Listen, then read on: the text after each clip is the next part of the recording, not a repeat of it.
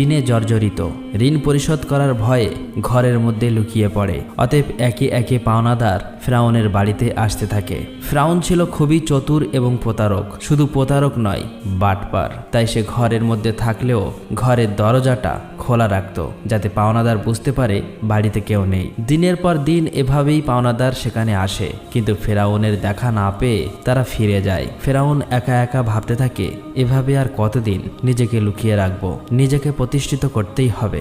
সেই সময় মিশর ছিল অর্থনৈতিক দিক থেকে বিশ্বের সেরা। অতঃপর ফিরআউন পাওনাদারের ভয়ে রাতের গভীর আধারে বলক থেকে মিশরের উদ্দেশ্যে লুকিয়ে রওনা হলেন। সারা রাত অনেক পথ অতিক্রম করার পর শেষ পর্যন্ত মিশরে পৌঁছালো। কিছু দূর যাবার পর তার বন্ধু হামানের সাথে সাক্ষাৎ হলো। তাকে দেখা মাত্রই হামান জিজ্ঞাসা করলো, প্রিয় বন্ধু, তুমি এখানে কেন? তোমার কি অবস্থা? তখন ফিরআউন বলল, বন্ধু হামান, আমি খুবই মুসিবত